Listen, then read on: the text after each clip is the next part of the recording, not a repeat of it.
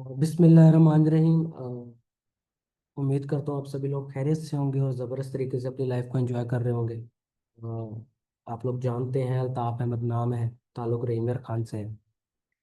कल वाली क्लास में हमने कुछ टॉपिक्स डिस्कस किए थे, जिसमें हमारे पास इंट्रोडक्शन के हवाले से कुछ बातें हुई थी, जिसमें से पहला इंट्रोडक्शन मेरा था, फिर मशले ज़र का था। फिर उसके बाद हमने दो अहम चीज़ें डिस्कस की थी कि फॉरेक्स ट्रेडिंग क्या है, उसका इंट्रोडक्शन। और उसके अलावा अ, हमने ट्रेडिंग के हिस्ट्री के बारे में भी जो है ना वो स्टडी किया था, यानी कि आप लोगों ने मुझसे सुना था। तो आज जो टॉपिक है वो बहुत ज़्यादा इम्पोर्टेंट है।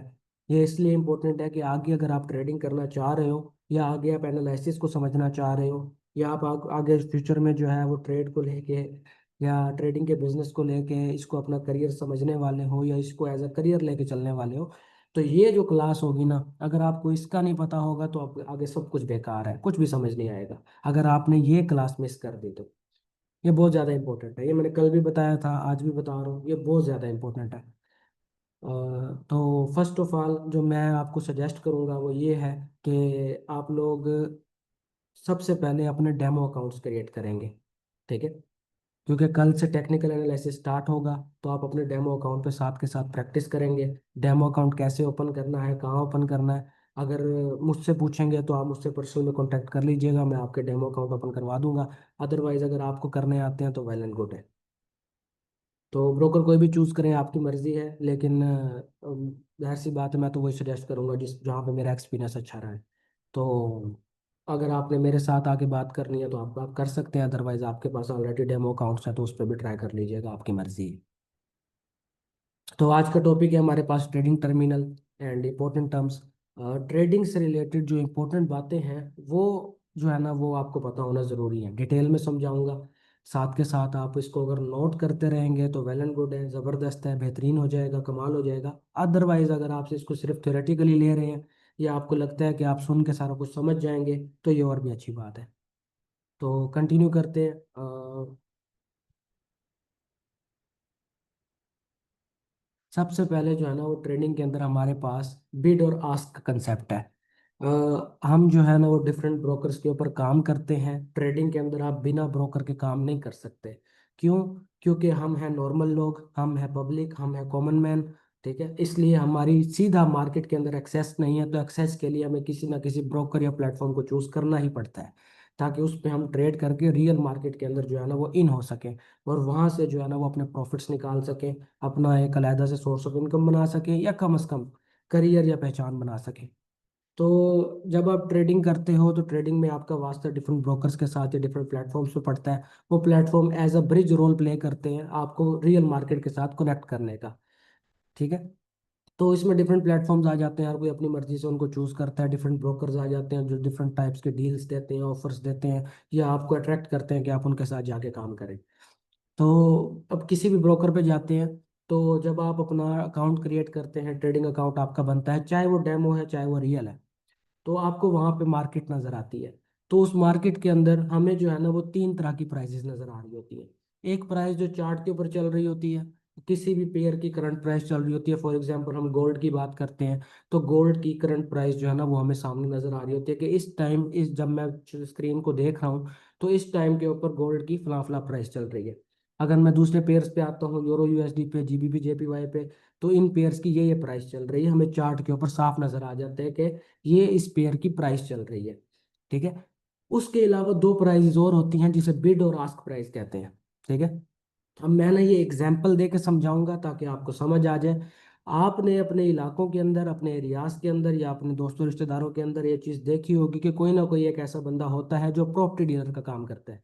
यानी कि वो क्या करता है कि लोगों के प्लॉट्स या घर बिकवाता है, या उनको परचेज करवाता है। ठीक है, यानी कि वो बीच का पर्सन होता है, और वो जो है वो किसी से घर लेके किसी को बेच रहा होता है, या किसी को जो है ना वो किसी का प्लॉट लेके किसी को जो है ना वो सेल करवा रहा होता है, और या फिर किसी का मकान जो है ना वो रेंट पे चढ़वा रहा होता है। तो ये सारी चीजें कर रहा होता है, वो जो होता है उसे हम कहते हैं कमीशन एजेंट। ठीक है, अब यहाँ पे आप एक चीज को समझिएगा। अब मैं एग्जांपल देता हूँ, किसी का एक प्लॉट 10 लाख रुपए का है। ठीक है, वो प्राइजेस क्या होती हैं एरिया वाइज डिसाइड होता है, बट मैं एग्जांपल के तौर पे ये अमाउंट ले रहा हूँ कि 10 लाख का हमारे पास एक 5 मरले का प्लॉट है। ठीक है। अब उसकी कीमत 10 लाख रुपए है। अब क्या होता है कि जो प्रॉपर्टी डीलर होता है वो दूसरी पार्टी को जाके कहता है कि भाई इसकी कीमत जो है वो आपको 10 लाख का ये प्लॉट मिल जाएगा, लेकिन ये मैं प्लॉट आपको लेके दूंगा तो इसमें मेरा जो कमीशन बनेगा वो 2% बनेगा, यानी कि तकरीबन 20 हजार रुपये। तो आप जो है ना वो मुझे 20 हजार रुपये दोगे, यानी कि आपको ये जो प्लॉट पड़ेगा ये 10 लाख 20 हजार रुपये का पड़ेगा। और जो बंदा प्लॉट बेच रहा है उसको हम कहते हैं कि आपका प्लॉट मैं बिकवा देता हूँ आप, लेकिन आप जो है ना उसका 2% मुझे दोगे, यानी कि 10 लाख, सॉरी, आपका प्लॉट जो बिकेगा वो 9 लाख 80 हजार रुपये का बिकेगा। यानी कि 20 हजार दूसरी पार्टी को लॉस हो रहा है और 20 हजार दूसरी पार्टी को लॉस हो रहा है, और बीच वाली जो कमीशन एजेंट वाली पार्टी है वो 20 हजार यहाँ से कमा रहा है, 20 हजार दूसरी तरफ से, टोटल ये 40 हजार रुपये कमा चुका हुआ है। ठीक है। अब जो बंदा जो प्लॉट बेच रहा है यानी कि 9 लाख 80 हजार रुपये का, उसको जो प्राइस मिल रही है 9 लाख 80 हजार रुपये, यानी कि 20 हजार जो माइनस हो रहा है, माइनस होकर जो उसकी प्राइस बन रही है उससे हम कहते हैं बिड प्राइस। ठीक है। इसी तरह जो दूसरा है जो खरीद रहा है, जो 10 लाख का प्लाट 10 लाख 20 हजार रुपये में खरीद रहा है, वो जो प्राइस उसको पता चल रही है 10 लाख 20 हजार रुपये, उसे हम कहेंगे आस्क प्राइस। ठीक है। हमें भी समझ आ गया हो, ना भी समझ आए तो एंड पे क्वेश्चन कर लीजिएगा, समझा दूंगा दोबारा। अच्छा, अब ट्रेडिंग के अंदर बिड और आस्क प्राइस हमारे पास अब बाय और सेल का बटन होता है। बाय और सेल के ऊपर हमें दो डिफरेंट प्राइजेस नजर आ रही होती हैं। ठीक है। जो ओरिजिनल प्राइस प्राइस जो होती है ना उससे डिफरेंट होती हैं। जो ओरिजिनल प्राइस चार्ट के ऊपर किसी भी करेंसी की चल रही है, उसके अलावा जो है ना वो बाय और सेल की प्राइजेस चल रही होती हैं, जो दोनों डिफरेंट होती हैं। वो क्यों डिफरेंट होती हैं? क्योंकि जिस ब्रोकर के साथ या जिस प्लेटफॉर्म पे आप ट्रेड कर रहे हो वो बीच में कमीशन चार्ज करता है। क्यों चार्ज करता है? क्योंकि वो आपको, एक नॉर्मल बंदे को सड़क से उठा के सीधा मार्केट के अंदर as a bridge role play करके आपको वहां तक एक्सेस दे रहा है कि आप ट्रेड कर सको। उस एक्सेस देने का वो आपसे कमीशन चार्ज करता है या कोई भी एक अमाउंट चार्ज करता है। वो अमाउंट आपकी हर ट्रेड के ऊपर चार्ज होती है, चाहे वो किसी भी ब्रोकर पे हो या किसी भी प्लेटफॉर्म के ऊपर हो। तो आपको जो बाय और सेल की दो डिफरेंट प्राइजेस नजर आती हैं। जो सेल वाली प्राइस होती है उसे हम बिड प्राइस कहते हैं, जो बाय वाली प्राइस होती है उसे हम आस्क प्राइस कहते हैं। ये सामने जो लिखा हुआ है ये आप पढ़ लीजिएगा, मैं जुबानी कलामी बता रहा हूँ ताकि आपको कंसेप्ट समझ आ जाए कि मैं बात क्या करना चाह रहा हूँ। अब यहाँ पे हमारे पास बिड और आस्क प्राइस का कंसेप्ट क्लियर हो गया। हमारे पास एक एक्चुअल प्राइस होती है जो चार्ट पे हमें करेंसी की नज़र आ रही होती है, या किसी पेयर की या मेटल की, या जो भी हम बात कर लें किसी भी चीज़ की, तो उसकी हमें एक एग्जैक्ट प्राइस नज़र आ रही होती है। उसके अलावा हमारे पास बाय और सेल की दो डिफरेंट प्राइजेस होती हैं, हमें वो भी नज़र आ रही होती हैं। ठीक है। और बाय और सेल की जो दो डिफरेंट प्राइजेस होते हैं उसे हम बिड और आस्क प्राइस कहते हैं, यानी कि सेल वाली जो होती है उसे बिड कहते हैं और जो बाय वाली होती है उसे आस्क प्राइस कहते हैं। ठीक है, यहाँ तक क्लियर हो गया। नेक्स्ट आते हैं। नेक्स्ट ये जो चीज़ है पॉइंट और पिप, इसके हवाले से मैं आपको थोड़ा सा एक्सप्लेन करना चाहूँगा। मैं चाहूँगा कि आप लोग तवज्जो दें प्रॉपर, कि डिफरेंट ब्रोकर्स के ऊपर या डिफरेंट लोगों के पास या एरिया वाइज या कंट्री वाइज ये कंसेप्ट चेंज होता है पॉइंट और पिप का। कुछ लोग पॉइंट को पिप कहते हैं और कुछ लोग पिप को पॉइंट कहते हैं। ठीक है। पिप का मतलब होता है पॉइंट इन परसेंटेज। ठीक है। अब ये क्या होता है, कैसे होता है, वो मैं समझाता हूँ। लेकिन मैं जो आपको कंसेप्ट समझाऊंगा पॉइंट और पिप का, जो सादा लफ्जों में समझाऊंगा वो समझाऊंगा हमारे एरिया के हिसाब से। जो हमारे इधर जितने ट्रेडर्स काम कर रहे होते हैं या जितने ब्रोकर्स काम कर रहे हैं उनके यहाँ जो पेपर पॉइंट का कंसेप्ट होता है मैं उसके पॉइंट ऑफ व्यू से आपको बताऊंगा। अदरवाइज आप डिफरेंट एरियाज के हिसाब से या डिफरेंट ब्रोकर्स के हिसाब से पेपर पॉइंट का कंसेप्ट जानना चाह रहे हो, आप चैट जीपीटी भी यूज़ कर सकते हो। मुझसे पूछना चाहते हो तो पर्सनल में भी पूछ लेना, मैं दोनों डिफरेंट आपको बता दूंगा। लेकिन मैं फिलहाल जो है ना वो बता रहा हूँ जो हमारे पाकिस्तान में चलता है या हमारे इर्द गिर्द जो ट्रेडर्स जिस कंसेप्ट को लेके चलते हैं। वो कंसेप्ट ज़्यादा डिफरेंस नहीं है उसके अंदर, बस ये होता है कि वो पिप को पॉइंट कहते हैं, पॉइंट को पिप कहते हैं। लेकिन हमारे इधर पॉइंट और पिप जो है ना वो है जो नॉर्मली हमारे यहाँ पे कंसेप्ट मिलता है, मैं वही बताऊंगा ताकि कल को आप किसी से बात कर रहे हो या किसी की बात सुन रहे हो तो आपको समझ में आ जाए। ठीक है। यहाँ पे हमारे पास एक पेयर लिया गया है यूरो यूएसडी। ठीक है। मेजर करेंसी है, इसके साथ डॉलर लगता है, ये हमने कल स्टडी किया था। इसकी फॉर एग्जांपल करंट प्राइस चल रही है 1.1768। ठीक है। अब जो बिल्कुल लास्ट वाला डिजिट होगा रेड कलर का जो आपको नजर आ रहा है, ये 8 लिखा हुआ है, तो ये हमारे पास पॉइंट होगा, इसे हम पॉइंट कहेंगे। ठीक है। और जो ग्रीन कलर का है सेकंड लास्ट डिजिट, इसे हम कहेंगे पिप। ठीक है। अब ट्रेडिंग के अंदर आपको जो अर्निंग्स होती हैं वो पिप्स की बेस पे होती हैं या पॉइंट्स की बेस पे होती हैं। हम्म यानी कि आप कितना रिस्क लोगे और कितने रिस्क के ऊपर आपके कितने पिप्स मूव करने के ऊपर कितना प्रॉफिट या लॉस होगा, वो यहीं से पता चलता है प्राइस के अंदर जब आप नोटिस करते हो। अब मैं फिर और सादा करूंगा ताकि आप लोगों के लिए ज़्यादा टेक्निकल ना हो जाए, लेकिन एक चीज़ मैं क्लियर बता दूं, ट्रेडिंग टेक्निकल फील्ड है। इसका जो टेक्निकल होने का जो कंसेप्ट है वो हम चेंज नहीं कर सकते, बिल्कुल सादा भी नहीं कर सकते, लेकिन समझने के लिए मैं कोशिश करूंगा कि हर वो सादा लफ्ज़ इस्तेमाल करूं जिससे आपको समझ आ जाए। ठीक है। अब यहाँ पे हम आते हैं सबसे पहले पॉइंट्स पे। अब जब मार्केट मूव होती है, या तो चार्ट की प्राइस ऊपर की तरफ जाती है या नीचे की तरफ, पेयर की प्राइस या करेंसी की प्राइस या तो बढ़ती है या कम होती है। अब वो बढ़ती कैसे है? ये एंड वाले डिजिट से हमें पता चलता है कि प्राइस जो है ना वो इंक्रीज हो रही है। अगर ये डिजिट 8 से 9 हो जाएगा, मैं कहूँगा मार्केट की प्राइस बढ़ी है। अगर ये 8 से 7 हो जाएगा, मैं कहूँगा मार्केट की प्राइस कम हुई है। क्यों? क्योंकि नंबर्स कम हुए हैं। ठीक है। आपके पास 10 रुपए थे, 1 रुपये आपसे किसी ने ले लिया, आपके पास 9 रुपये बच गए, तो हम एक आम जहन यही समझ जाएगा कि भाई मेरे पास 10 रुपये थे, अब 9 रुपये बच गए, इसका मतलब मुझे 1 रुपये का लॉस हुआ है, या मार्केट जो है या 10 रुपये की जो वैल्यू है वो गिर के 9 रुपये पे आ गई है। ठीक है। सादा सादा लू बंदे को समझ आ जाती है ये बात। और 10 से 11 रुपये हो जाए, हम कहते हैं प्राइस बढ़ गई है या हमारे पास अमाउंट ज़्यादा हो गई है। ठीक है। तो ये सादा कंसेप्ट है।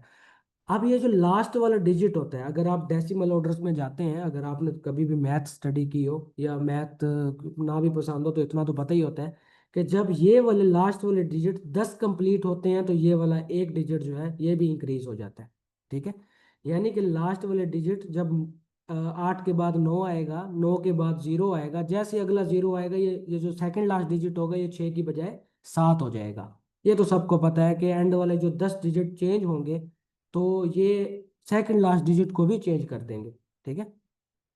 अब हमारे पास जो ये 8 है, ये हमारे पास पॉइंट है। जब ये 8 से 9 होगा तो हम कहेंगे मार्केट 1 पॉइंट बढ़ गई है। और ये जब 8 से 7 होगा, हम कहेंगे मार्केट 1 पॉइंट जो है वो कम हो गई है। ठीक है। तो ये तो हमें पॉइंट का कंसेप्ट समझ में आ गया कि जो लास्ट डिजिट होता है उसे हम पॉइंट कहते हैं। अब कुछ करेंसीज में ना ये आखिरी 2 डिजिट होते ही नहीं है, ये पॉइंट के बाद सिर्फ 2 डिजिट होते हैं, तो फिर हम इनको ऐसे लेके चलेंगे, जो लास्ट होगा वो पॉइंट होगा और जो सेकंड लास्ट होगा वो पिप होगा। ठीक है। अब जब 10 पॉइंट मूव करते हैं तो 10 पॉइंट मूव होने के बाद एक पिप बनता है, यानी कि 10 पॉइंट इज इक्वल टू 1 पिप। यानी कि जब हमारे पास फॉर एग्जांपल 8 की जगह पे होता एक, 1, तो 1 से 2, 2 से 3, 3 से 4, 4 से 5, इस तरह जब 9 के बाद 0 होगा तो हमारे पास ऑटोमेटिकली 10 10 पॉइंट कंप्लीट हो जाएंगे। तो ये 6 की बजाय 7 हो जाएगा। तो हम कहेंगे कि मार्केट एक पिप मूव कर गई, यानी कि एक पिप ऊपर की तरफ चली गई। यहाँ पे अगर 6 की बजाय 5 हो जाए तो हम कहेंगे मार्केट एक पिप जो है वो नीचे आ गई। ठीक है। इसी तरह 10 पॉइंट मूव होने के ऊपर हम कहते हैं कि एक पिप मूव हो गया। समझ रहे हैं? यहाँ तक क्लियर हो गया आप लोगों को? ताकि मुझे भी थोड़ा सा आइडिया हो जाए कि क्लियर हुआ है कि नहीं हुआ। तो चैट में एक दफ़ा बता दें ताकि आइडिया हो जाए कि पिप वाला कंसेप्ट और पॉइंट का कंसेप्ट समझ आ गया। यस, ठीक है। अब जो लास्ट डिजिट है उसे हम पॉइंट कहेंगे, जो सेकंड लास्ट डिजिट है उसे हम पिप कहेंगे। 10 पॉइंट बराबर होते हैं एक पिप के। ठीक है। अब हमारे पास आ जाता है नेक्स्ट कंसेप्ट, वो होता है लोड साइज का। अब ट्रेडिंग के अंदर ऐसा नहीं होता कि आपने $10 का डिपॉजिट किया और उठा के $10 मार्केट में डाल दिए। मार्केट में आप एग्जैक्ट अमाउंट फिट नहीं कर सकते। आपकी जो ट्रेड लगती है वो लोड साइज इसकी बेस पे लगती है। अब लोड साइज क्या होता है? ठीक है। ये हमारे पास एक ऐसा नंबर होता है जिससे हमारा रिस्क डिफाइन होता है कि हम मार्केट में कितना रिस्क ले रहे हैं। ठीक है। अब हमारे पास 4 तरह के लोड साइजेस होते हैं। सबसे पहले होता है नैनो लोड साइज। ठीक है। नैनो लोड भी कहते हैं इसे, जो होता है 0.001। फिर आता है माइक्रो लोड जो होता है 0.01। फिर होता है मिनी लोड जो होता है 0.1। जो होता है स्टैंडर्ड लोड उसे कहते हैं 1.0 या सिंपल 1 भी कहते हैं। अब सबसे जो कम से कम रिस्क होता है वो नैनो लोड पे होता है। उससे ज्यादा रिस्क माइक्रो लोड पे होता है। उससे ज्यादा रिस्क मिनी लोड पे होता है और सबसे ज्यादा रिस्क स्टैंडर्ड लोड में होता है। ठीक है। अब ये standard load, mini load, micro load, nano load, ये सारे जो है ना ये होते क्या हैं, इनसे क्या फर्क पड़ता है वो बताता हूँ। हमने पीछे पिप्स डिफाइन कर लिए कि पिप्स क्या होते हैं। सेकंड लास्ट डिजिट को पिप कहते हैं। ठीक है। तो जब हम 0.01 का लोड साइज यूज करते हैं, यानी कि नैनो लोड यूज करते हैं, तो हर पिप के मूव होने पे हमें 1 सेंट का या तो लॉस होता है या प्रॉफिट होता है, मिसाल के तौर पे। अच्छा, यहाँ पे एक इंपॉर्टेंट बात बताता हूँ आपको। ट्रेडिंग के अंदर आप इस चीज को समझ लें, आगे भी क्लासेस में आपको ये काम आएगा, कि जब आप बाय करते हो, जब आप खरीदते हो, बाय के ट्रेड लगाते हो या बाय की एंट्री लेते हो, तो मार्केट ऊपर जाने पे आपको फायदा होता है, नीचे आने पे नुकसान होता है। जब आप सेल की ट्रेड लेते हो, तो मार्केट नीचे जाने पे फायदा होता है, ऊपर जाने पे नुकसान होता है। ठीक है, यानी कि एक दूसरे के ऑपोजिट होते हैं। ऐसा नहीं है कि आप बेचोगे तो आपको जो है ना वो कोई नुकसान नहीं होगा। बेचने पे भी आपको नुकसान हो सकता है, मुनाफा भी हो सकता है। खरीदने पे भी आपको नुकसान हो सकता है, मुनाफा भी हो सकता है। ठीक है। अब ये किस तरह होता है? आपने 0.001 की ट्रेड ली, जिसे हम नैनो लॉट कहते हैं। इस पे एक पिप के मूव होने पे हमें 1 सेंट का प्रॉफिट या लॉस होगा। सेंट का नहीं पता तो बता देता हूँ। जिस तरह 1 रुपए के अंदर 100 पैसे होते हैं, इस तरह $1 के अंदर 100 सेंट होते हैं। ठीक है। यानी कि जैसे पाकिस्तानी एक पैसा होता है ना, इस तरह डॉलर के अंदर 1 सेंट होता है। तो 1 सेंट का हमें लॉस होगा एक पिप के मूव होने पे, यानी कि 10 पॉइंट के मूव होने पे हमें 1 सेंट का या तो प्रॉफिट होगा या लॉस होगा, अगर हम लोड साइज यूज करते हैं नैनो लोड। अच्छा, मोस्टली ब्रोकर्स के अंदर आपको नैनो लोड जो होती है ना, वो मिलेगी ही नहीं। क्यों नहीं मिलेगी? क्योंकि इस पे काम करना बहुत मुश्किल है। एक एक सेंट कमाने बैठ जाएंगे तो आपकी सफ़ेद दाढ़ियाँ हो जाएंगी। ओनली फॉर मेल्स की बात कर रहा हूँ। हाँ, आपकी सफ़ेद दाढ़ियाँ हो जाएंगी। फिर जाके आपका कोई $1 $2 $10 आप जाके बना पाएंगे, अगर आप सेंटों में कमाना शुरू हो गए। तो मोस्टली ब्रोकर नैनो लोट ऐड ही नहीं करते। आपको ये 3 लोट साइज मिलेंगी, माइक्रो, मिनी और स्टैंडर्ड। अब माइक्रो लोट पे आते हैं। अगर आप 0.01 का रिस्क लेंगे, ये ट्रेड लेंगे, तो आपको 10 सेंट पर पिप जो है ना वो प्रॉफिट या लॉस हो रहा होगा। इसी तरह आप 0.1 के ऊपर आते हैं, मिनी लोट के ऊपर। तो इस पे एक पिप के मूव होने पे आपको $1 का या तो प्रॉफिट होगा या लॉस होगा। पिप का आपको पता है, सेकंड लास्ट डिजिट। और 10 पॉइंट के मूव होने के बाद पिप भी मूव हो जाता है, चाहे वो नीचे की तरफ हो चाहे वो ऊपर की तरफ हो।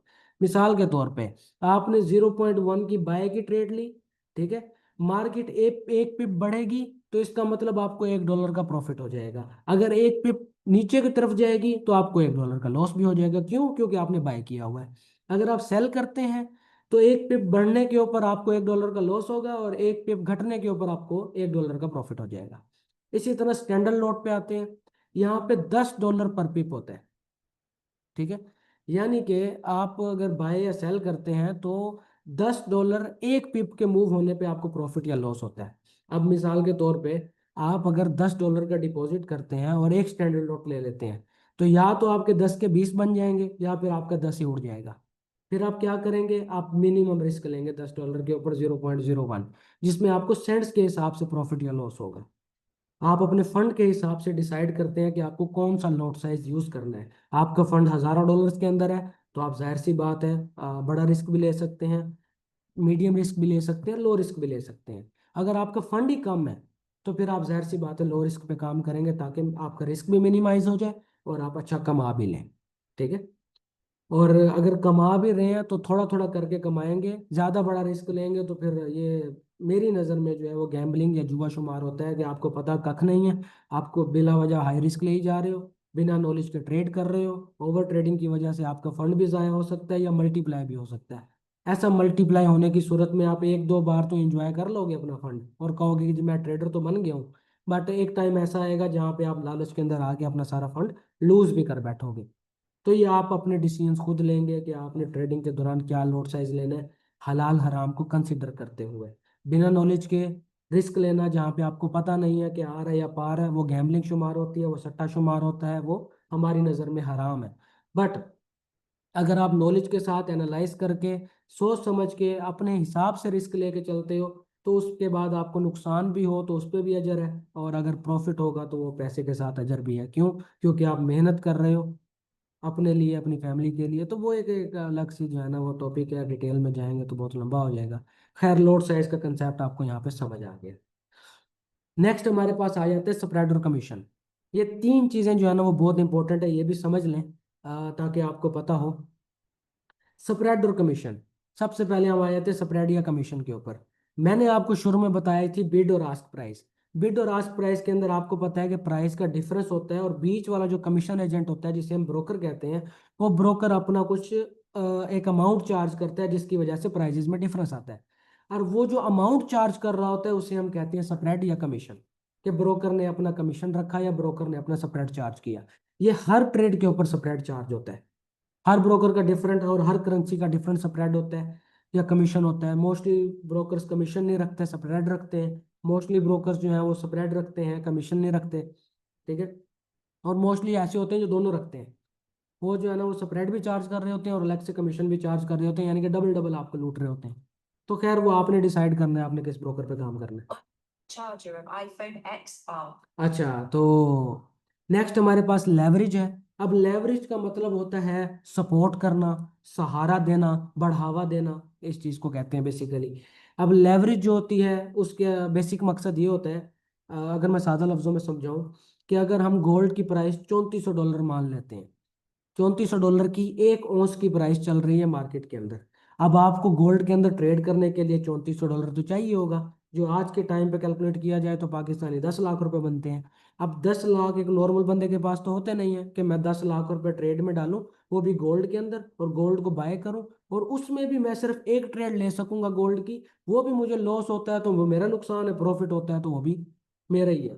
ठीक है, यानी कि एक हाई रिस्क इसको कह सकते हैं चीज हो जाएगी। अगर एक बंदा अगर गोल्ड में ट्रेड करना चाह रहा है तो अब उसके पास इतने पैसे नहीं है, इसका मतलब सिर्फ अमीर ही कमाएंगे, गरीब तो बैठा रहेगा। ट्रेडिंग तो वो नहीं कर ही नहीं सकता। तो उसके लिए लेवरेज होती है जो ब्रोकर्स की तरफ से आपको मिलती है। जो एवरेज डिफॉल्ट लेवरेज होती है ब्रोकर्स की, वो होती है 1:500। ठीक है, अब ये 1:500 का क्या कंसेप्ट है ये भी आपको बताता हूँ।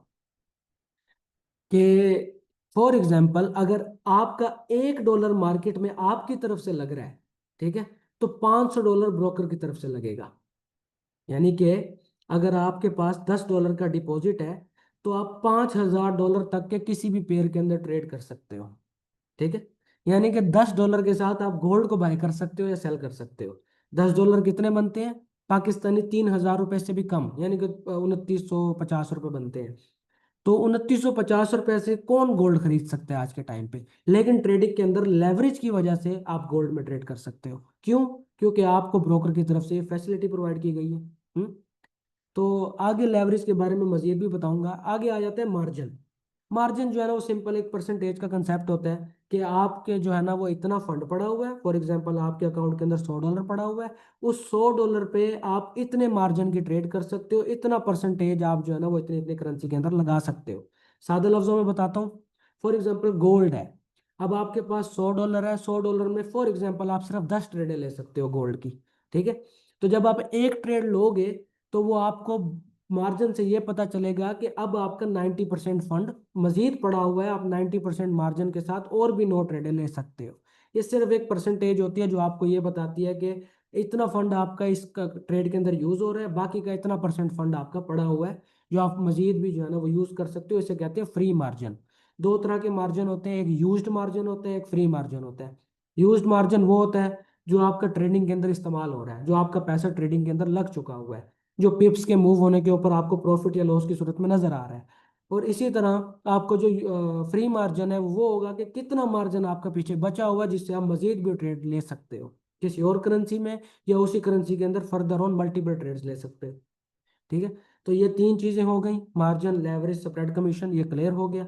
अब आगे मैं जो है ना एक चार्ट दिखा रहा हूँ मार्जिन का, थोड़ा सा आप इस चीज को देख लें। कि फॉर एग्जांपल हमारे पास लेवरेज है 1:1, यानी कि आपके पास अगर $1 लाख है, ठीक है, तो फिर आप जो है ना वो $1 लाख की ही ट्रेड कर सकते हो। ठीक है, आपको $1 लाख की ट्रेड करने के लिए $1 लाख का फंड चाहिए होगा। ठीक है, आप समझ गए इस चीज को? अगर आपका मार्ज लेवरेज है 1:2 की, तो आपको $1 लाख की ट्रेड करने के लिए $50,000 रिक्वायर होगा, यानी कि $1 आपका $2 ब्रोकर की तरफ से। ठीक है, तो इस वजह से $50,000 अगर आपके पास होगा तो आप $1 लाख की फंड के ऊपर ट्रेड ले सकते हो किसी भी पेयर के अंदर।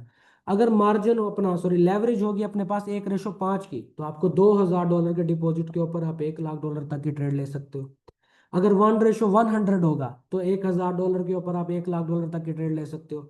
1:200 होगा अगर, ठीक है, तो आप $500 के डिपॉजिट के ऊपर $1 लाख तक के जो है ना फंड्स के ऊपर ट्रेड कर सकते हो। 1:400 होगा तो $250। ठीक है, अगर 1:500 करते हैं तो ये हमारे पास $200 हो जाएगा। कि आपके पास अगर $200 का डिपॉजिट है, यानी कि पाकिस्तानी 60-70 हज़ार रुपए, उससे आप $1 लाख के ऊपर ट्रेड कर सकते हो, जो पाकिस्तानी 29 लाख रुपए आई थिंक बनते हैं। नहीं, ज्यादा वाला बनते हैं। ये दो, सॉरी, ये अपना ये बनते हैं 2 करोड़ 90 लाख के करीब बनते हैं। तो $250 के साथ आप जो है वो $1 लाख के ऊपर ट्रेड कर सकते हो। क्यों? क्योंकि आपको लेवरेज जो है 1:400 की मिली हुई है।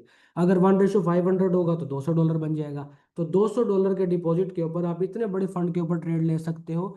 ये आपको ब्रोकर्स जो है वो सर्विस प्रोवाइड करते हैं, जिस वजह से आपको ब्रोकर चूज करना जरूरी है। अगर आप कहते हैं कि मुझे डायरेक्ट मार्केट में अप्रोच करना है, मुझे किसी ब्रोकर की जरूरत नहीं है, ना ही मुझे कोई प्लेटफॉर्म चाहिए, मैं डायरेक्ट मार्केट में ट्रेड करना चाहता हूँ, तो $1 लाख के फंड के ऊपर आपको $1 लाख ही रिक्वायर होगा। ठीक है, मिसाल के तौर पे, जब मिसाल छोड़ देते हैं आप इस तरह समझ लें कि आपको खुद एक बैंक बनना पड़ेगा, ताकि आप खुद जो है वो रियल मार्केट में ट्रेड कर सकें। रियल मार्केट में ट्रेड करने के लिए आपकी जो वर्थ होनी चाहिए वो एक बैंक के बराबर होनी चाहिए। अगर नहीं है तो फिर आपको लेवरेज पे राजी होना पड़ेगा। अब हमारे पास सबसे इंपॉर्टेंट आ जाती है नेक्स्ट चीज, मार्केट ऑर्डर्स। कि मार्केट में कितनी तरह के ऑर्डर्स होते हैं, जिसे हम ट्रेड्स भी कहते हैं, ऑर्डर्स भी कहते हैं। जो हम ट्रेड लेते हैं उसे ऑर्डर को ऑर्डर भी कहते हैं, दूसरा नाम समझ लें इसका। अब हम सबसे पहली चीज हमारे पास है मार्केट एग्जीक्यूशन ऑर्डर। ये वो ऑर्डर होता है जो हम ऑन द स्पॉट लेते हैं। ठीक है, मिसाल के तौर पे मेरे पास चार्ट ओपन है और उस चार्ट के अंदर बाय और सेल का बटन नजर आ रहा है। ठीक है, अब मैं बाय पे क्लिक करता हूँ तो मेरा ट्रेड लग जाएगी, मेरी ऑन द स्पॉट मैंने डिसीजन लेके ट्रेड लगा ली। ठीक है, अगर मैं सेल पे क्लिक करता हूँ तो ऑन द स्पॉट ट्रेड लग जाएगी। तो हमारे पास बाय और सेल के जो बटन्स होते हैं, ये हमारे ऑन द स्पॉट ट्रेड लगाने के लिए होते हैं, जिसे हम टाइप्स ऑफ ऑर्डर्स के अंदर मार्केट एग्जीक्यूशन ऑर्डर कहते हैं, जो ऑन द स्पॉट एग्जीक्यूट हो जाते हैं। ठीक है, फिर उसके बाद हमारे पास दूसरी कैटेगरी आती है पेंडिंग ऑर्डर्स की।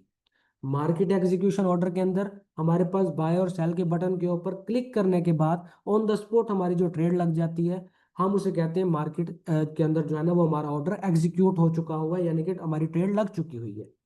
उसके अलावा दूसरा हमारे पास पेंडिंग ऑर्डर है। पेंडिंग ऑर्डर में हम बाय या सेल के ऊपर ऐसा ऑर्डर लगाते हैं जो पेंडिंग रहता है। ठीक है, जब तक प्राइस उस पॉइंट तक पहुंचती नहीं है तब तक ये ऑर्डर एग्जीक्यूट होता ही नहीं है। ठीक है, इसमें हमारे पास 6 चीजें आ जाती हैं।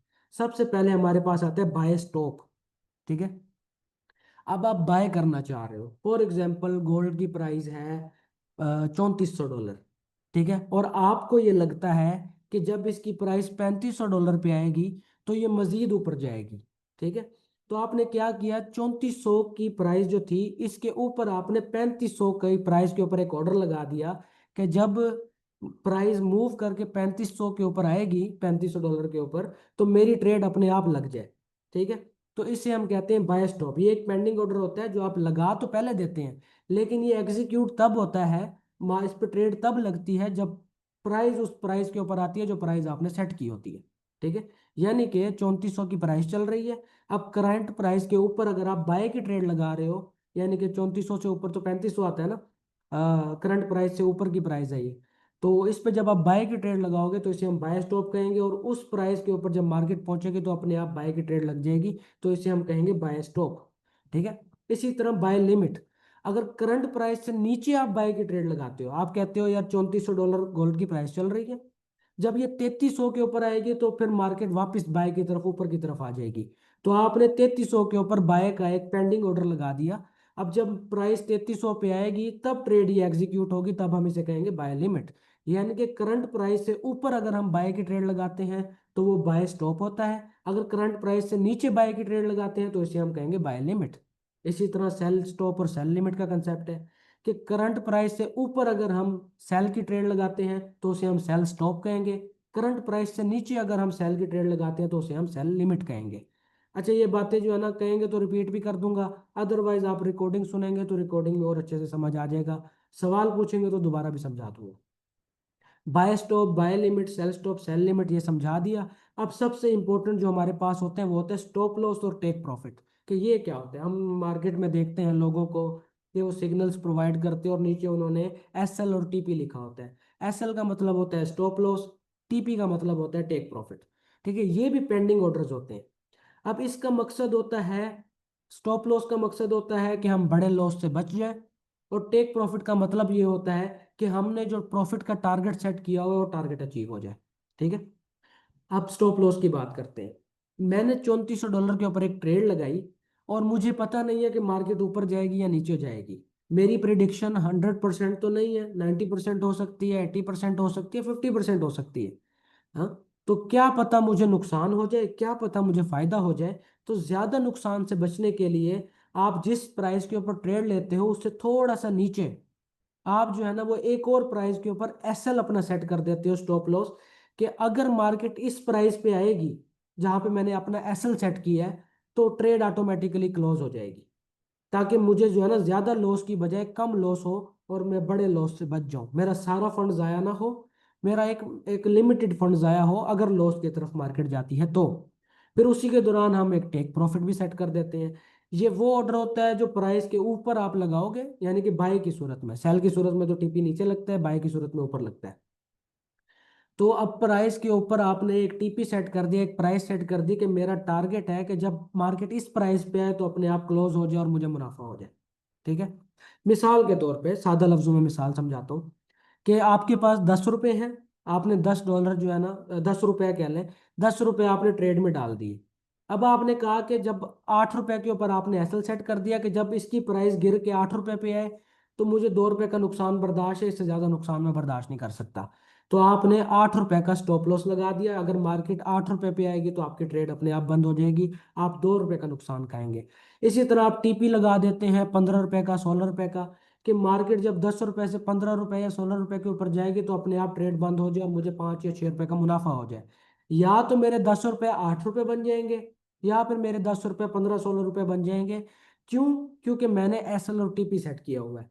अक्सर आप ट्रेडर्स को सुनते होंगे कि आप कोई भी ट्रेड लें, एसएल टीपी लाजमी लगाएं ताकि आपको नुकसान कम हो और मुनाफा ज्यादा हो, आपका टारगेट अचीव हो। अगर टारगेट अचीव नहीं होता, लॉस की सूरत में आपको मिनिमम लॉस हो, तो इसे जो है वो स्टॉप लॉस और टेक प्रॉफिट कहते हैं। आई होप कि आपको ये कंसेप्ट भी समझ आ गया होगा। नेक्स्ट हमारे पास ट्रेडिंग के चार्ट्स हैं। ट्रेडिंग में हमें डिफरेंट टाइप के चार्ट्स मिलते हैं। पुराने दौर का चार्ट की अगर बात करें तो हमारे पास इस तरह लाइन वाला चार्ट हुआ करता था। अपडेट हुआ तो बार चार्ट आ गया जिसमें हमें सिर्फ लाइंस नजर आती थी अलग अलग। उसके अलावा हमारे पास आज के दौर में जो मॉडर्न चार्ट है वो कैंडलस्टिक चार्ट है। ठीक है। अब कैंडलस्टिक चार्ट को समझने के लिए हम अलग से एक क्लास करेंगे जिसमें जिसमें हम चार्ट पैटर्न्स को डिफाइन करेंगे। फिर उसके अलावा हमारे पास जो सबसे इंपॉर्टेंट चीज़ आती है कि ये जो हमारे पास चार्ट होता है ये कैंडल्स से बना होता है। एक ग्रीन कैंडल होती है, एक रेड कैंडल होती है।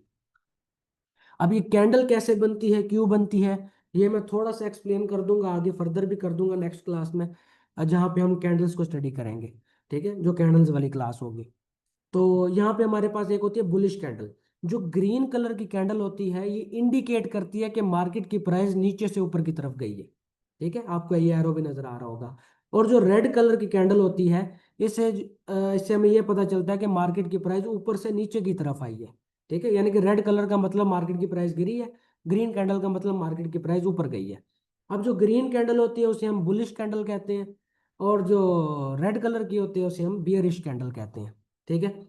फिर इसमें हमारे पास टाइम फ्रेम का कंसेप्ट है कि monthly, weekly, daily, hours, minutes, 5 minute का चार्ट, 1 मिनट का चार्ट, 2 मिनट का चार्ट, 10 मिनट का चार्ट, 15 मिनट का चार्ट। आप कोई भी चार्ट ओपन करते हो, फॉर एग्जांपल आप 5 मिनट का चार्ट ओपन करते हो, तो उसमें आपको पता चलता है कि एक कैंडल जो बन रही होती है वो 5 मिनट में बनती है, अगले 5 मिनट के बाद नेक्स्ट कैंडल स्टार्ट हो जाती है। ठीक है। यहाँ पे आप देखेंगे, यहाँ पे डिफरेंट कैंडल्स हैं। अगर ये 5 मिनट का चार्ट होता तो एक कैंडल 5 मिनट में बनती, अगले 5 मिनट में अगली कैंडल, अगले 5 मिनट में अगली कैंडल, अगले 5 मिनट अगली कैंडल, इस तरह हर 5 मिनट के बाद नई कैंडल फॉर्म हो रही होती है। और इस कैंडल से हमें पता चल रहा होता है कि मार्केट ऊपर जा रही है या नीचे जा रही है। आफ्टर ऑल यही अगर 10 मिनट का टाइम फ्रेम खोल लेंगे तो एक कैंडल 10 मिनट में बन रही होगी। ये यहाँ पे 1 घंटे का खोल रहे होंगे तो एक कैंडल 1 घंटे में बन रही होगी। तो सबका चार्ट डिफरेंट होगा।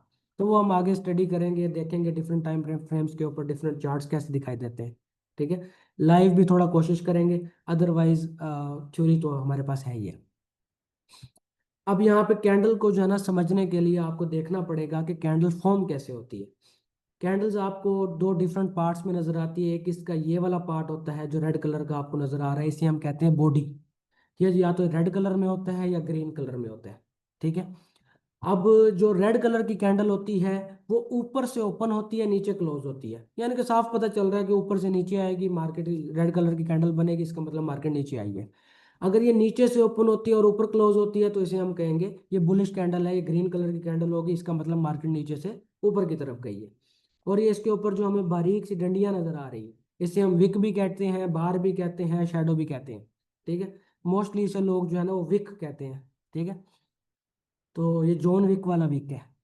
अच्छा, तो इसका ये मतलब होता है कि फॉर एग्जांपल मार्केट जो है वो इस पॉइंट पे ओपन हुई, ठीक है, लेकिन ये नीचे जाने की बजाय ऊपर चली गई, ऊपर जाके ये वापस नीचे आई, तो हम इस विक से पता लगाते हैं कि मार्केट इतना ऊपर तक गई थी लेकिन यहाँ से फिर वापस आ गई। ठीक है, इसी तरह नीचे जो है ना वो मार्केट इतना नीचे तक आई थी लेकिन वापस ऊपर आ गई। तो ये जो पतली डंडियां होती है ये हमें कैंडल की हिस्ट्री बता रही होती हैं कि मार्केट जो है ना वो यहाँ तक भी गई थी, ठीक है, लेकिन यहाँ से वापस आ गई। फॉर एग्जाम्पल ऊपर वाली डंडी का मतलब ये होता है कि मार्केट इतना ऊपर गई थी लेकिन नीचे आ गई। नीचे वाली डंडी का मतलब होता है कि मार्केट इतने नीचे गई थी वापस ऊपर आ गई।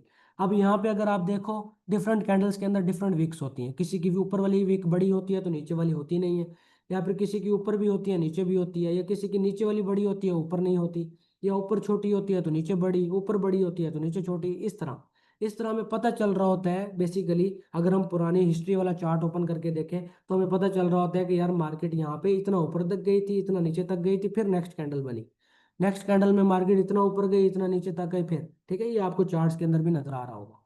ठीक है, आप वैसे भी डेमो अकाउंट बनाएंगे तो वहां पे भी आपको ये चीजें नजर आ रही होंगी।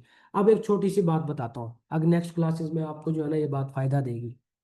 ट्रेडिंग बेसिकली एक कोल्ड वार का नाम है, जो अब घर में बैठ के वो एक वार लड़ी जा रही होती है, एक जंग चल रही होती है। ये जंग किन के बीच होती है? ये जंग होती है बायर्स और सेलर्स के बीच में। ठीक है, कैंडल ग्रीन क्यों बनती है? क्योंकि यहाँ पे बायर्स पूरी दुनिया से अपना पैसा डाल रहे होते हैं और वो चाह रहे होते हैं कि मार्केट ऊपर की तरफ जाए ताकि उनको फायदा हो। और रेड का मतलब ये होता है कि सेलर्स जो है वो इसके अंदर पैसा डाल रहे हैं कि मार्केट नीचे की तरफ जाए और हमें फायदा हो। समझ रहे हैं आप इस चीज को? तो ये जो जंग चल रही होती है इसमें जो कैंडल जिस कलर की बनती है इसका मतलब उस कलर के लोग जो हैं वो जीत चुके हुए हैं। मिसाल के तौर पे एक कैंडल बनी, अब ये ऊपर भी जा रही है नीचे भी जा रही है, जोर लगाई जा रहे हैं, कभी ये नीचे आ जाती है कभी ऊपर चली जाती है। तो जब ये कैंडल क्लोज होती है तो हमें पता चलता है कि अगर ये ग्रीन कलर की होगी तो हम कहेंगे यहाँ पे बायर्स जीत गए और सेलर्स को नुकसान हो गया। और यहाँ पे अगर ये रेड कलर की बन जाएगी हम कहेंगे बायर्स को नुकसान हो गया और सेलर्स जीत गए। तो जब आप बाय या सेल की ट्रेड लगाते हो तो उस ट्रेड की वजह से पूरी दुनिया में जो ट्रेड्स लग रही होती है उसका इम्पैक्ट उस कैंडल पे पड़ रहा होता है। यानी कि आप जो पैसा लगाते हैं, आपके अलावा दुनिया में जो 2.5 अरब लोग बैठे हुए हैं वो आपस में एक दूसरे के साथ जंग कर रहे होते हैं। कुछ लोग कहते हैं कि यार हम बाय करते हैं ताकि मार्केट ऊपर जाए हमें फायदा हो जाए, और कुछ लोग सेल कर रहे होते हैं ताकि मार्केट नीचे जाए और हमें फायदा हो जाए। तो दोनों में जिसका पैसा ज्यादा लग रहा होता है वो कैंडल जीत जाती है। तो उसकी वजह से अगर ग्रीन कैंडल जीती तो बायर्स को फायदा हो जाता है, सेलर्स को नुकसान होता है। अगर रेड कैंडल जीत गई तो सेलर्स को फायदा होता है और बायर्स को नुकसान हो जाता है। तो ये ओवरऑल आज की क्लास थी। तो इस हवाले से आपका कोई क्वेश्चन है, कोई चीज़ समझ ना आई हो तो आप पूछ लें।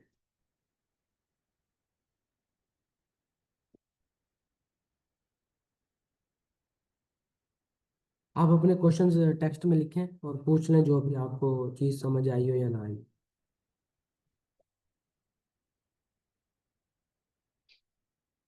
इसमें हलाल और हराम का कंसेप्ट अलग अलग बताइएगा। देखें ये क्लासेस में रिकॉर्ड करने वाली चीज़ तो नहीं है, आप पर्सनली पूछ लेंगे तो मैं डिटेल में बता दूंगा। क्योंकि मैं रिसेंटली एक बंदे ने मेरे से पूछा कि डिटेल में बताएं, लेकिन मैं कॉल पे बात नहीं कर सकता, आप वॉइस में बताएं। तो मेरी वॉइस जो रिकॉर्ड हुई थी तकरीबन 28 मिनट की रिकॉर्ड हुई थी, सिर्फ हलाल हराम के हवाले से डिटेल में बात करते हुए। क्योंकि एज अ मुस्लिम मेरे ऊपर ये पहली रिस्पॉन्सिबिलिटी है कि मैं सबसे पहले जो काम शुरू करने लगा हूँ मुझे पता होना चाहिए ये हलाल है या हराम है, कल को मेरे गले तो नहीं पड़ जाएगा क़यामत वाले दिन ये काम। तो पहले इसके ऊपर मैंने जितनी रिसर्च की है मुझे नहीं लगता आज तक किसी ने की होगी।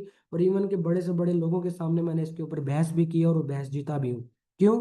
क्योंकि मेरे पास जो चीज़ें हैं वो ऑथेंटिक होती हैं और मैं लॉजिक के ऊपर बात करता हूँ। तो खैर ये अलग से टॉपिक है, तो इस पर कभी बात करेंगे।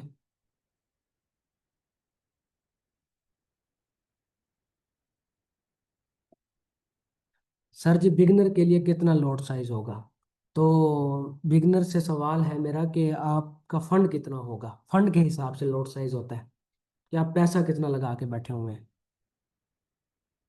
अगर आपका फंड 100-200 डॉलर है तो आप मिनिमम रिस्क के ऊपर काम करें। हाँ, अगर हज़ारों डॉलर्स के अंदर है फिर आप अपनी मर्जी कर सकते हैं, जितना भी रिस्क लेना चाहें।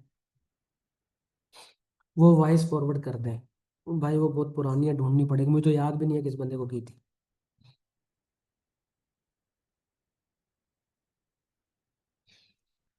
सर मेरे पास अगर 100 डॉलर है तो मैं नैनो नोट्स लगाऊंगा। Name Hafeez Bhutto. Hafeez brother, nano note आपको मिलेगी ही नहीं, क्योंकि मैंने आपको बताया था कि ब्रोकर्स की तरफ आपको नैनो नोट मिलेगी ही नहीं। आप हाँ, माइक्रो लोट आप लगा सकते हैं। माइक्रो लो आप 100 डॉलर पे आपके ऊपर डिपेंड करता है कि आप रिस्क कितना लेना चाह रहे हो। आपको जल्दी प्रॉफिट चाहिए तो बड़ा लोट साइज यूज़ करोगे। अगर आपने ठंडी करके खानी है तो फिर आप छोटा लोट साइज यूज़ करोगे ताकि मिनिमम रिस्क हो। आपने फॉरेक्स कब से स्टार्ट की? अब मैंने पिछली क्लास में बताया था, मुझे तकरीबन 5 साल हो चुके हुए हैं।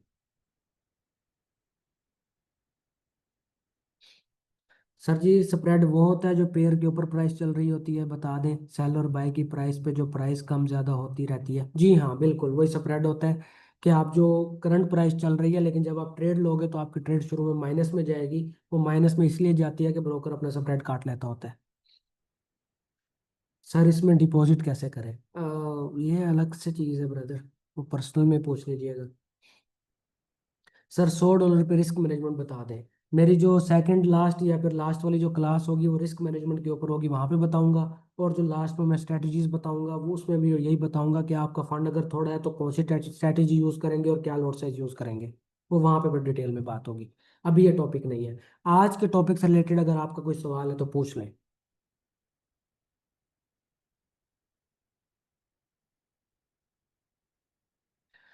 डेमो अकाउंट के लिए आप पर्सनल में कांटेक्ट कर लें, मैं फिर आपको बनवा दूंगा। सर ये काम हम क्रिप्टो पर कर सकते हैं। क्रिप्टो पर लॉट साइजेस का हिसाब नहीं होता। ये जो आज की क्लास थी ये क्रिप्टो में बिल्कुल काम नहीं आती। हाँ, आगे अगर आप चार्ट को एनालाइज करना सीखते हैं, कैंडल्स को एनालाइज करना सीखते हैं तो वो क्रिप्टो में भी काम आ सकता है। बट मैं पर्सनली यही कहूंगा कि क्रिप्टो ना ही करें भाई। उसकी चलिए मैं थोड़ा सा डिफरेंस बताता हूँ आपको कि सूरज और ज़मीन का डिफरेंस है क्रिप्टो और फॉरेक्स के अंदर। मैंने आपको बताया था कि फॉरेक्स का एक दिन का जो वॉल्यूम है वो 8.1 ट्रिलियन US डॉलर के करीब है। ठीक है। और अगर आप गूगल करेंगे कि टोटल क्रिप्टो ट्रेडिंग का वॉल्यूम कितना है तो ये 39 बिलियन डॉलर है बस। यानी कि एक पास है, एक तरफ जो है वो 81 अरब डॉलर है और एक तरफ 39 बिलियन डॉलर है। यानी कि एक बिलियनर उठ के एक ट्वीट भी करेगा तो आपकी मार्केट बदल जाएगी, आपका सारा एनालिसिस बेकार हो जाएगा। इसलिए क्रिप्टो के ऊपर लोग ज़्यादा लॉस करते हैं क्योंकि बिलियनर्स आपसे मजीद जो है ना वो कमा के चले जाते हैं। तो अभी लास्ट टाइम आपके सामने दो केसेस हुए होंगे। एक केस हुआ था बिल गेट्स की तरफ से, जब उसने ट्वीट किया था bitcoin is a shit coin. उस टाइम उसने बिटकॉइन सेल के ऊपर लगाया हुआ था, तो लोगों ने बिटकॉइन बेचना स्टार्ट कर दिया। मार्केट गिरने पे बिल गेट्स को फायदा हो गया। अब जिन्होंने बाय किया हो तो बेचारे तो गए। बेचारे जो एनालिसिस करके बैठे हुए थे। उसके अलावा अपना एलोन मस्क ने रिसेंटली कहा था कि टेस्ला जो है वो बिटकॉइन एक्सेप्ट करेगी। तो लोगों ने बिटकॉइन परचेज करना शुरू कर दिया तो वो 70,000 डॉलर तक चला गया। तो पता चला कि इसने अपना तकरीबन 1 बिलियन डॉलर इसमें इन्वेस्ट किया हुआ था और इसने तकरीबन 12-13 बिलियन डॉलर बना के वापस निकाला। बाद में प्राइस गिर के 10-15 हज़ार डॉलर पे आ गई। सबको नुकसान हो गया। तो बिलियनियर्स इस मार्केट को कंट्रोल करते हैं, इसलिए क्रिप्टो के अंदर कोशिश करें कि ना ही जाए, मेरी सजेशन है। फोर्स नहीं है, बाकी आपकी अपनी मर्जी है जहां आपको बेहतर लगता है। सर अगर हम स्पोर्ट रेजिस्टेंस का लेवल बनाते हैं तो स्पोर्ट से मार्केट ऊपर जाएगा तो बाई की ट्रेड और ब्रदर ये स्पोर्ट और रेजिस्टेंस जो है ना ये आगे डिस्कस करेंगे। आज के टॉपिक से रिलेटेड जो क्वेश्चन हो तो वो पूछे, क्योंकि इसका जवाब देने बैठ जाऊंगा तो लोग कंफ्यूज हो जाएंगे। सर आप पाकिस्तान में कहाँ से है? मेरा इंट्रोडक्शन शुरू में मैंने दिया था कि अल्ताफ अहमद नाम है, ताल्लुक रहीम यार खान से, और ये पंजाब का शहर है। मजीद किसी का कोई सवाल हो तो पूछ लें।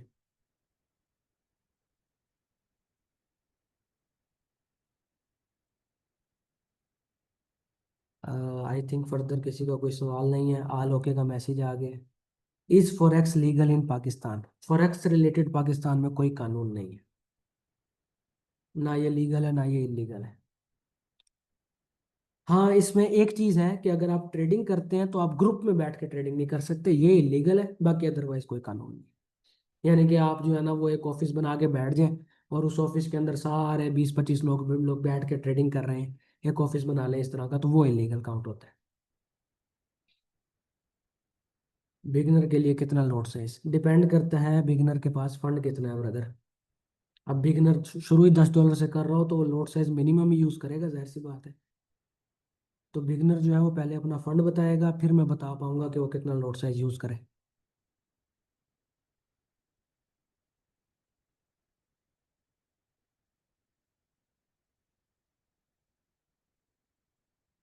सर ये क्यों लीगल नहीं है ऑफिस बना, सर लीगल इसलिए नहीं है क्योंकि पाकिस्तान में इस चीज़ का रुझान नहीं है, पाकिस्तान में ब्रोकरेज सिस्टम नहीं है, पाकिस्तान में अभी भी स्टॉक मार्केट चलती है और लोकल ब्रोकर्स चलते हैं जो PKR में ट्रेड करते हैं, और 5,000 पे हर ट्रेड का उनका कमीशन होता है, चाहे ट्रेड लॉस में जाए या प्रॉफिट में। तो वो लंबी डिस्कशन है इसके ऊपर भी। तो बस नहीं है तो नहीं है भाई, क्या कर सकते हैं, मेरे हाथ में थोड़ी है बिल पास करवाना।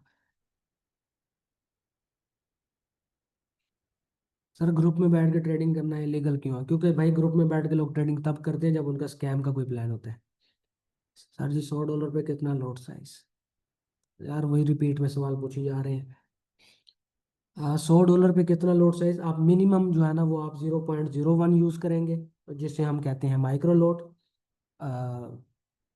इसके अलावा आप मिनी लॉट भी यूज कर सकते हैं अगर आप मीडियम या हाई रिस्क की तरफ जाना चाहेंगे। स्टैंडर्ड लॉट तो इस पे लेने का फायदा ही नहीं है ना, ले ही नहीं पाएंगे। लेंगे तो थोड़े ही पिप्स मूव होने पे $100 ही वाश हो जाना है आपका। तो हाई रिस्क आपके लिए 0.1, 0.1 जिसे हम मिनी लॉट कहते हैं, 0.1 या 0.2 आपका हाई रिस्क काउंट होगा। हाँ, अगर आपने लो रिस्क के अंदर थोड़ा रिस्क बढ़ाने की कोशिश करनी है तो 0.01 की 2-3 ट्रेड्स ले लें, या 0.03 की एक ट्रेड ले लें। थैंक यू सर, आज का क्लास VIP हुआ, बहुत शुक्रिया जी।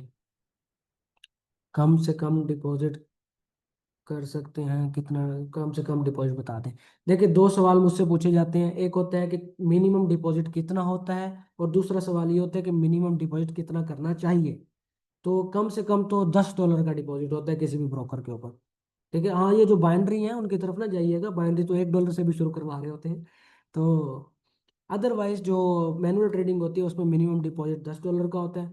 और मुझसे ये पूछेंगे कि कितना करना चाहिए, तो ऐसी सूरत में जो है वो आप मिनिमम $100 से स्टार्ट करें, ताकि अगर आपका शुरू में लॉस होना शुरू हो तो आपका फंड पीछे हो, ताकि आप उससे कवर कर सकें। $10 से शुरू करेंगे, $10 उड़ते हुए पता भी नहीं चलेगा, और आप फिर दोबारा पैसे अरेंज करते फिर रहे होंगे।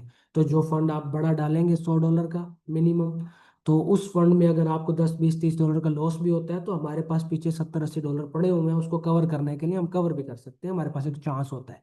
अगर सारे ही उड़ जाएंगे तो फिर तो उधार ही लेते फिरेंगे। सर ये पिप्स ओलिक और इक्विटी ट्रेडर दोनों आपके ग्रुप है? देखें जी, मेरे नहीं है, बट इंस्पायर हो के मेरी तरह काम करते हैं। सर जी आपके साथ प्रोफेशनल बात कैसे कर सकते हैं, सॉरी पर्सनल बात कह रहे हैं, अच्छा पर्सनल बात। तो पर्सनल बात आप मुझसे व्हाट्सएप पे करेंगे ब्रदर। कम्युनिटी, जिस कम्युनिटी में लिंक्स आए हैं आप उस कम्युनिटी के थ्रू मुझसे बात कर सकते हैं, जिसके रेफर से आप आए हैं आप उनसे भी मेरा कॉन्टैक्ट नंबर ले सकते हैं। आपको स्टार्टिंग में कितना टाइम लगा था प्रॉफिटेबल होने में? देखें जी, अगर स्टार्टिंग में ही मुझे बहुत बड़े बड़े लॉस हो जाते तो क्या पता मैं कंटिन्यू ना करता। मुझे प्रॉफिट्स हुए हैं अल्हम्दुलिल्लाह, स्टार्टिंग में ही हुए हैं, लेकिन मुझे जो मेन प्रॉब्लम आई थी वो इमोशंस की आई थी, जज्बात की आई थी, कि मैं स्ट्रेस फ्री होकर काम नहीं कर पाता था। तो मैंने घर का निज़ाम ही ऐसा बना दिया, मैंने सिर्फ ट्रेडिंग के लिए अलग रेंट पे घर लिया हुआ है जहाँ पे मैं अकेला बैठ के ट्रेडिंग करता हूँ, ताकि मुझे इर्द गिर्द की कोई परेशानी ना हो। समझ रहे हैं? तो मुझे जो मेन प्रॉब्लम थी वो इमोशंस की थी, बाकी अल्हम्दुलिल्लाह एनालिसिस वगैरह सारे बेहतरीन चल रहे होते हैं। तो फर्दर ऑन किसी का कोई क्वेश्चन है तो पूछ लें, अदरवाइज क्लास एंड करते हैं, लंबी होती जा रही है। अगर फिर भी आप लोगों ने गपशप लगानी है तो बता दें, मैं रिकॉर्डिंग एंड कर देता हूँ, फिर लगा लें गपशप। चैट में मुझे फिर मेरी बात का जवाब दिया करें ताकि पता हो कि आप क्या सोच रहे हैं। ऑल क्लियर, एंड करें सर, ठीक है brother. Thank you very much, आप लोगों का बहुत शुक्रिया।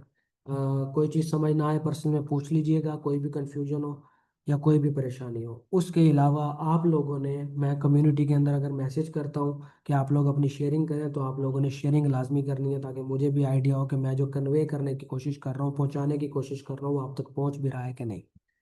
तो थैंक यू वेरी मच, जज़ाकल्लाह। अल्लाह आप लोगों को खुश रखे।